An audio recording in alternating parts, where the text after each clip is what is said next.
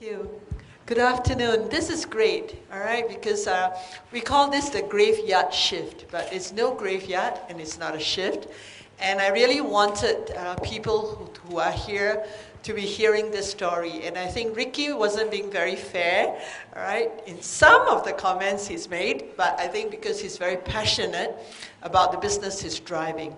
So I'm going to open up to the floor very soon. But before I do, I'm going to ask Ricky to go back a little bit in time and tell us, Ricky, before you became an entrepreneur, what were you? See, I spent 19 years with Singapore Airlines.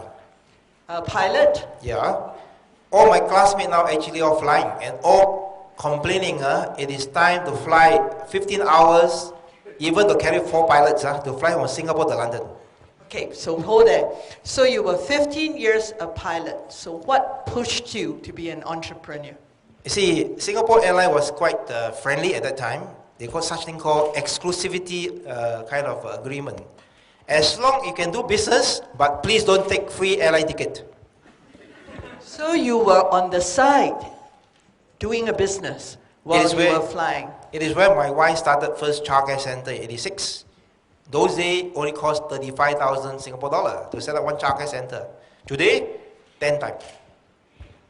Very good. And so when you say you are one of 2 partners, who's the other partner in your business today? My partner is my wife. So far, we have been, besides managing our personal relationship, we must also manage our working relationship. Not easy, huh? Very good. You can't fire your wife and she can't fire you. Yes. So with a family-owned business, so no real push factor. So what was the trigger? What makes you decide that enough of juggling between 2 portfolios and living Singapore Airlines for business? You see, when we were flying, we actually went around and saw many opportunities. Even though SI being kind, say, oh, I can do part-time, up to you. But many times, opportunity miss. So it was a very good time when 1994, Singapore Airlines offered golden handshake.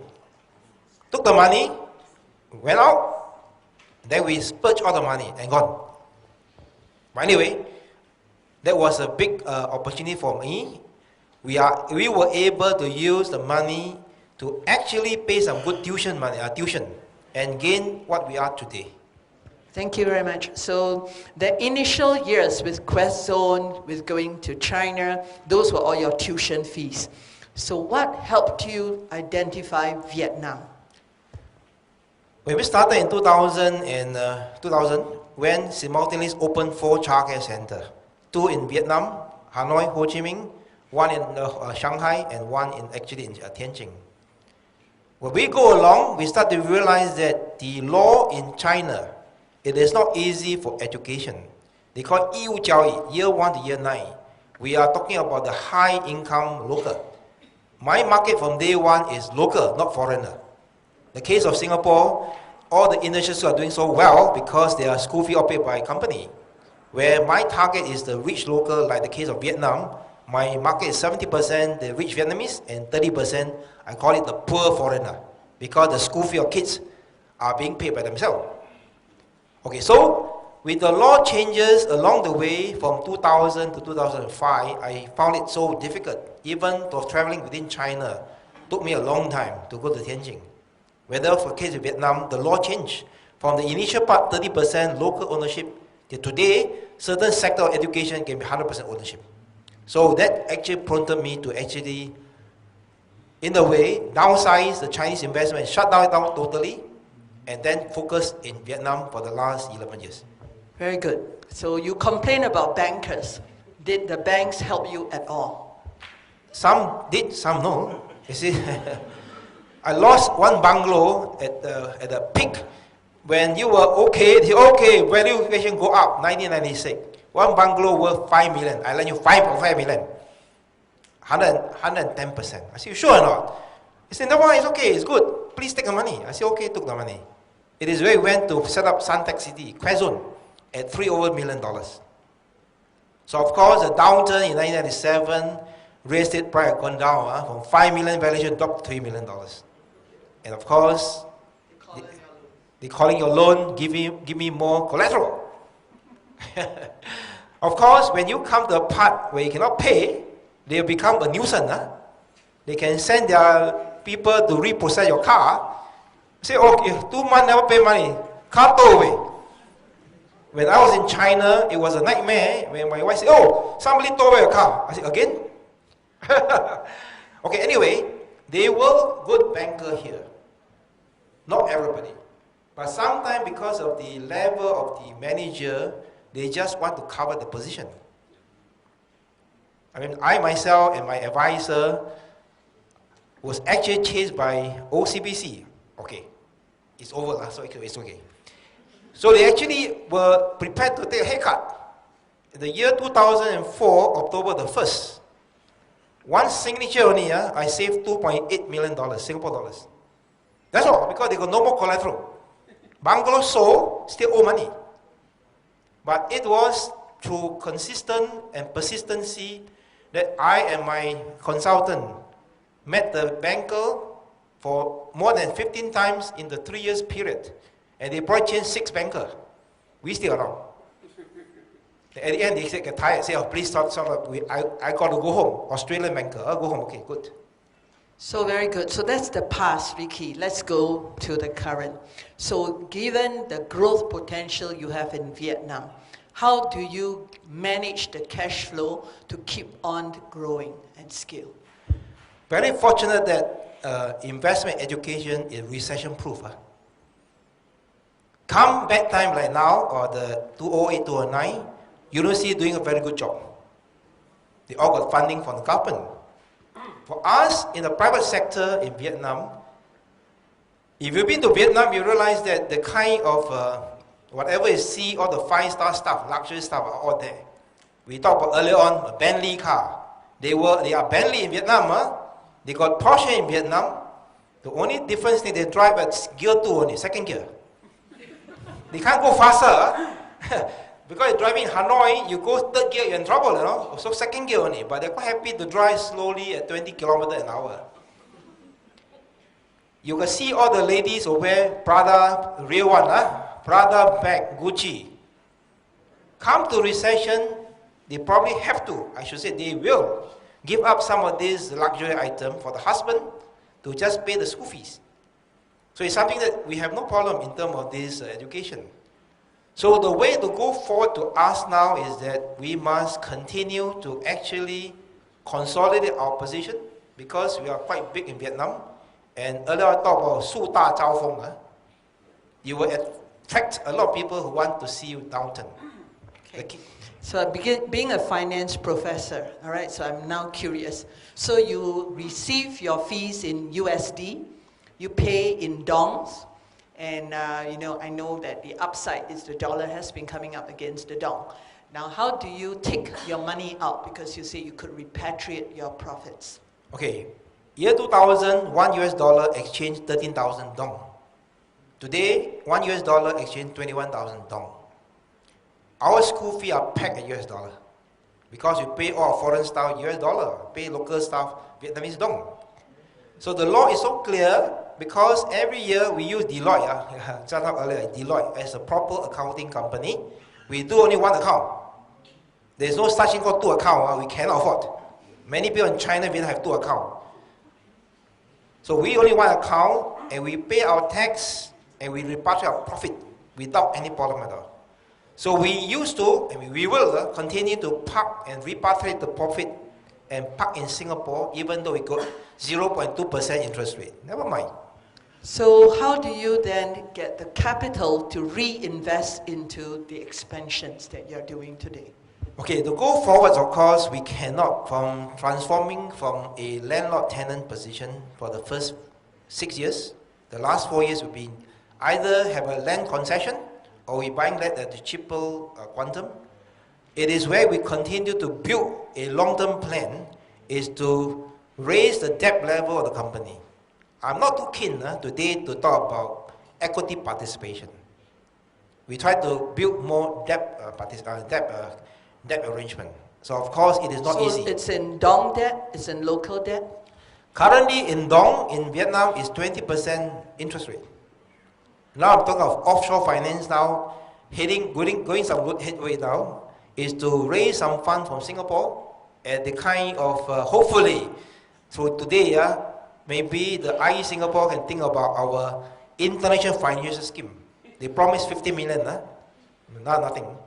So I'm trying very hard to ensure that we are able to tap into the fund in Singapore and possibly work with some fund manager or somebody like Professor Koh who can give some advice to get somebody who believes in getting more than 1%, 2% in Singapore in interest rate to really go out into countries like Vietnam, Myanmar, a higher return for themselves. So the future, before you open to the floor, so you say you do not believe in private equity, but are you likely to go for a listing? Listing must be a plan. It's not because for fashion sake, listing or go listing. Because as the private entrepreneur, we spend money according to what we want. 2 years ago, we got some consultant came in to do the listing planning. And this guy said, "Hey Ricky, can you don't travel business class?" I said, "Why?" "Because every dollar you save, you get $8 valuation more." Because they thought PE ratio of 8 at those days. I say, please, forget it. Because listing somehow a lot of stringent condition whereby we want to actually, you see, we put everything of our own family holding into the business. When listing must be the right reason. But of course, I think listing is a good recognition for the reward system for our company staff. So we will go for listing at the right time, also with the right reason. So what's your succession planning? Okay. Many people say family business cannot last for 3 generations. I hope I can prove this wrong. I have 2 sons, but not forgetting our own family, we also must remember outside among the company, there are many committed staff. Be it Singaporean, be it Vietnamese, soon will be Burmese people, Australian people. We must have a long-term retention program for them. So succession planning must come with reward system. And it is always day in, day out in my mind. Of course, hiring young people for a start is very important. Young, hungry at 6 million dong per month versus our Singaporean kids, $3,000 minimum. But it is only a beginning. You must be able to give them the future.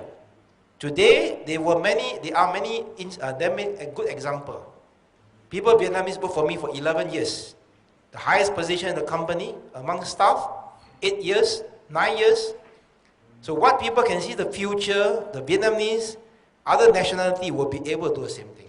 What we want is that we must conduct our company not as a family-run business. Of course, being a family, you have a little bit of advantage. Thank you very much. He has worked very hard, bringing himself to where he is. I'll ask follow-up one question. So, Ricky, with all the accountants in this room, do you engage them to do your accounts? You see, we are actually have decentralized our accounting practice. In Vietnam, out of 800 staff that I have about 40 accounting staff. From the low level to the highest level. My 2 finance managers have worked for me for 7 years. They all have they have a master's degree in international accounting. So the first one, my group finance manager, 15 years as accountant, last 5 years as a finance manager, and she only get $3,500. New graduate accountant degree, $300. So are we actually Singaporean overpriced ourselves? But of course, if you can bring in some very additional kind of expertise, experience, network that our Vietnamese people cannot do, why not? We will pay you according to your contribution. But for a start, be realistic. Because to ask for me, the big pool of Vietnamese students go to Myanmar, same thing, in China, same thing also. You are able to find competent people for beginning, then you can train them, just like we train people here. So the 800 employees you have in Kinderworld, none of them are Singaporeans? We have 2 here sitting here in front. We have about 15 Singaporeans. 5 of them or 6 of them are education people. Then the others are all business development, and my general manager for, it's so funny, I tell people it's outside Vietnam. It's 7C, Singaporean, but based in Vietnam for the last 6 years. So it is something that we want to continue to bring in worthy Singaporean who want to change their lifestyle, take up new challenges, and go to Myanmar, go to Cambodia. But of course, the company must also make sure they are treated in a very, I should say, comprehensive manner. Are there questions from the floor? One more time. I do not like to do cold call, but I think I saw some familiar faces. Just grab the mic. None? I'll follow through with one more. All right. What are the opportunities other than education? I heard 1 million babies a year. If anybody else wants to go to Vietnam like you, where do you think the opportunities are? You see, Vietnam, just like China. China is so huge, 1.2 or 3 billion people. Vietnam, comparison, so small, 88 million people. Whatever Chinese people want today, it is what Vietnamese people want as well. So if we were to look at the China side, for those of us who are familiar with Chinese market, anything Chinese people want, Vietnamese want as well. And they want to even want it earlier than the Chinese. It took China 25 years to what they are today. Vietnam trying to achieve it in a shorter period. So by looking at all the related lifestyle program, business to make a girl look more pretty, beautiful, for the man look more charming, how to teach your kids to be more well-mannered, anything to improve the status of the individual, improving the international reach is something that Vietnamese would like to do. I believe same thing for Myanmar, same thing for Malaysia is quite close to our company, our country. But there are many things, again, of course, especially in the education side. Malaysian in Iskandar Township has made a very major decision to allow foreigner to own 100% in investment. So how come you chose hospitality but not healthcare? We are always short of nurses. I find it very hard to manage doctor. We go to doctor, always get worried. Oh, please don't tell me all the bad news. You see, in the case of Vietnam or even Singapore, we experienced 25 years ago, when my son wanted to actually study hospitality about 3 years ago, we couldn't find a place for him, So they had to send him to Australia to go and study in Columbia, Bachelor in Indian Hotel Management. Many people that I associate with in my business, traveling, many Singaporeans had turned to become general manager under Escort Group. And they have given a lot of inspiration to people that actually work with them. Vietnam, if you look at it, tourism is one of the major contributing in terms of revenue, and they believe that if they look properly, they can even do more. So we are focusing on hospitality tourism because, again, it's a blue ocean strategy. In Vietnam today, there are 2 universities. One is the Royal Melbourne Institute of Technology, and one is they call it the British University of Vietnam. Many people focusing in business commerce. Anything easy, don't do research type. But we look at it now, hospitality and tourism, nobody else is offering the international benchmark. It is where we brought in the Australian competency-based program for a start to be able to train people from a lower level. After one program, go and work and come back. So if you look at the population, you look at the demand for good service staff, Vietnam is a big opportunity. Next, Myanmar. Next, Cambodia, Laos, even Singapore. Singapore is now facing big problem of skilled workers. But of course, somehow they are still not so keen of Vietnamese students. I don't know why. It was the question being asked before. So I'm going to continue because I don't see someone standing in front of the mic. Do you think you could have been that successful if you have not named your school Singapore International School? Okay. Many people wonder, depending where you go, in the case of Vietnam, it is, even though there's one country, but they are such a long, lengthy country and different background. People in the north, in the south is totally different. People in the south, in 2005, when I brought Singapore Ministry of Education people go up to Hanoi. That was 2005. How many in the classroom of year 5, 11 years old kids? How many have you been to Singapore? In a class of 40 people, 2 hands. Down to Ho Chi Minh City, in a class of 40, about 20. Ho Chi Minh, huh? So that gave us a very clear indication that Singapore not known at all to the Vietnamese people in the north. To the people in the south, 50%. So when we first started, we actually using Australian curriculum. And we're telling people that we are running Australian program, and they thought I'm an Australian setting up school there. But of course, the last 3 to 5 years, through the efforts of many people, especially the Singapore-Vietnam connectivity framework, whereby many of the leaders speak many things about education, and of the groundwork that we have done, and because the Singapore education have gone through major transformation, even now the West acknowledge that Singapore is very strong in terms of the basic education. Our English, Maths and Science are the 3 subjects that are diligently delivered in Vietnam, building a good foundation for young kids. But of course, we also cannot follow the old way of cramming school. But the last 10 years of Singapore's school system, which we have many contact with the local school, they also put in a lot of innovative ideas, trying to balance the academic part as well as also personal development. So Singapore brand has become very powerful in the Institute of Vietnam.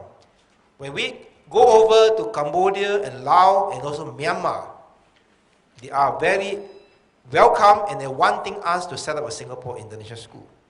Same thing for Iskandar Township. I cannot say beyond. We talk about Iskandar Township will do. Every morning, 50,000 kids traveling from Malaysia to Singapore, rushing all the time, 5 o'clock, jump in, go to custom, causeway clearance, jump back the bus and go to school. So these are the Singapore brand to me. If you say go Singapore brand, go to China today, I think it's too late. Let's be honest. Government have a government initiative and reason. We as a private people, we must go to places where the Singapore education can really command the respect from your potential customer. So it helped me a lot in terms of the Singapore brand, in the area of curriculum, in the area of getting people who are trained teacher, foreigner, Westerner, China, the American, Canadian, Australian, to be able to use our curriculum to teach. It become a major, I should say, selling point. All the international schools in Singapore are teaching their own respective country curriculum, American, Australian, whatever. We are using the Western teacher to teach Singapore curriculum. Big challenges in the beginning, but today is no problem. And being a Singapore company, it gives us a lot of advantage when we talk to government people. We have no problem because they believe that Singapore government and their respective country, Myanmar, Cambodia, Laos, even today Malaysia, Iskandar Township, when we went to speak to the Director of Education of Malaysia, out of 15 people, we went to the meeting room, everyone said, why Singapore school? Not allowed. The guy, Director General, said, why not? Because he said that if we are allowing the American to start American school, Canadian school, why not Singapore school? After that, all kept quiet. The number one said can, why cannot? So now we are actually in the process of getting our license. I hope to be able, the first school to get Singapore International set up in Malaysia. Very good. Last question, Ricky. So everything is so smooth, great, looking wonderful, luck on your side, the wind's blowing fine. What's keeping you awake? It is important for me today, when I look at the year 2001, 2, 3, 4, every night cannot sleep properly. Because whoever want to repossess your car, service someone, come at 11 p.m. at night. If you have gone through all this and your family suffer all this, today, of course, we are very comfortable. We don't owe anybody money. Gone were the day people try to sue me for bankruptcy or realize that they can't get their way. It is important for us to tell ourselves now, we want to do something worthwhile. Being number one, you see, in those days when I first started Quezon, I started fundraiser. Kinderwork at one time was very well known in Singapore.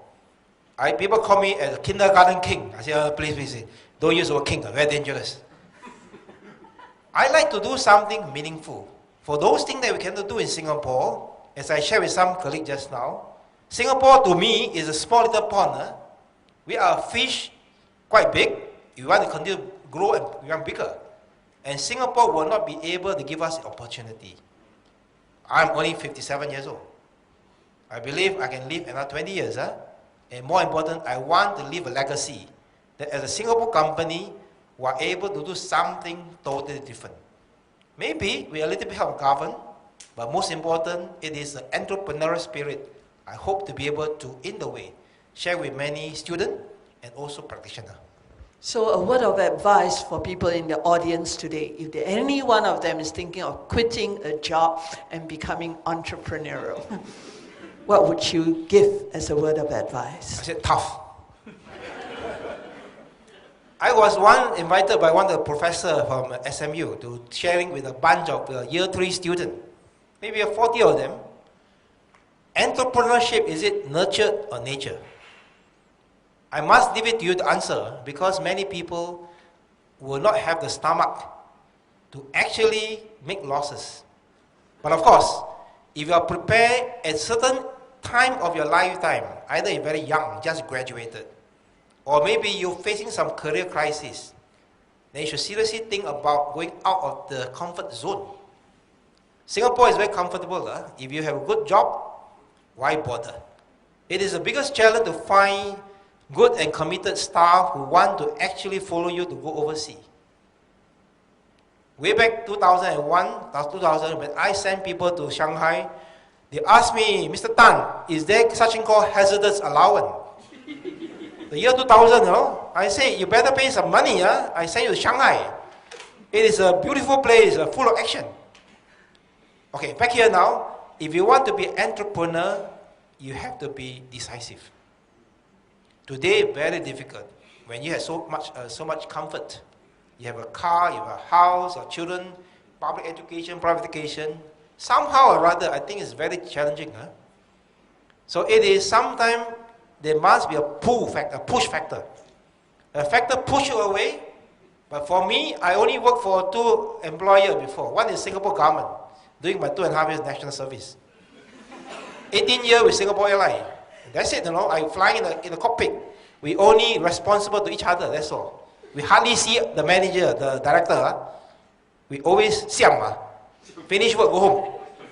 We go to, say, night stop in Los Angeles. We don't see anybody at all until you actually come back again for the flying duty. So to me, reporting to somebody might be a bit difficult. So it is up to you to ask your own question. Are you the doer or the follower? This question can only be answered by yourself. Are you an entrepreneur? You have to, again, answer yourself. I can't help you. I can help to develop entrepreneurship within my organization. But beyond that, it's difficult. Thank you very much. Ladies and gentlemen, can we put our hands together and thank Nicky for sharing with us.